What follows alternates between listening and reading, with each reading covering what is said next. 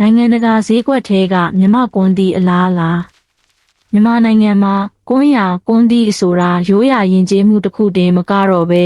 အခုဆိုရင်နိုင်ငံခြားဝင်ငွေရှာဖွေပေးနေတဲ့အရေးပါတဲ့ပို့ကုန်သီးနှံတစ်ခုဖြစ်လာပါတယ်။ကမ္ဘာဈေးကွက်မှာကွန်တီဝယ်လိုအားဘာကြောင့်မြင့်တက်နေတာလဲဘယ်နိုင်ငံတွေကအဓိကဝယ်ယူနေတာလဲဆိုတာကိုဒီဗီဒီယိုကနေတင်ဆက်ပေးလိုက်ပါတယ်။ကမ္ဘာကွန်တီဈေးကွက်ကိုဘယ်သူတွေစိုးမိုးထားသလဲ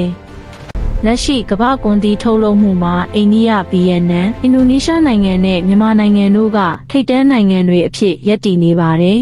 ။အထူးသဖြင့်အာရှတိုက်ဟာကွန်တီထုတ်လုပ်မှုရဲ့90%ကျော်ကိုတာဝန်ယူထားပါတယ်။အိန္ဒိယနိုင်ငံဟာဆိုရင်ကမ္ဘာကွန်တီအသုံးအများဆုံးနဲ့အဝယ်ဆုံးနိုင်ငံပါ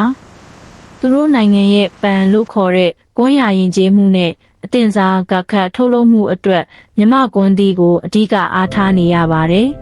။တရုတ်နိုင်ငံကဟိုင်နန်ကျွန်းနဲ့ဟူနန်ပြည်နယ်တွေမှာကွန်တီကိုအခြောက်ခံပြီးအစာပြေစားတဲ့အစားအစာအဖြစ်အကြီးအကျယ်စားသုံးကြပါတယ်။ဈေးဘက်ဝင်ပစ္စည်းအဖြစ်လဲဝယ်လိုအားမြင့်မားပါတယ်။ပါကစ္စတန်နဲ့ဘင်္ဂလားဒေ့ရှ်နိုင်ငံတွေကလည်းအာရှကွန်တီဈေးကွက်ကြီးတွေပဲဖြစ်ပါတယ်။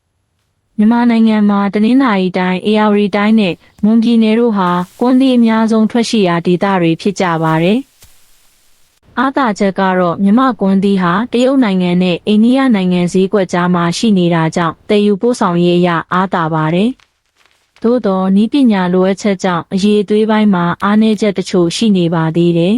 ။နိုင်ငံတကာဈေးကွက်မှာဈေးကောင်းရဖို့ဆိုရင်အခြောက်ခံစနစ်နဲ့မှုကင်းစင်မှုကအဓိကကျပါတယ်။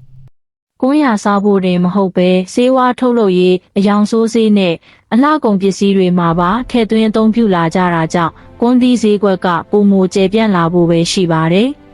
။ကွန်တီစိုက်ပျိုးတဲ့တောင်သူတွေအနေနဲ့အစိမ်းရောင်းချတာထက်စနစ်တကျအခြောက်ခံပြီးခွဲခြမ်းပြုပြင်နိုင်မယ်ဆိုရင်အမြတ်အစွန်း20%ကနေ30%အထိပုံမရရှိနိုင်ပါတယ်။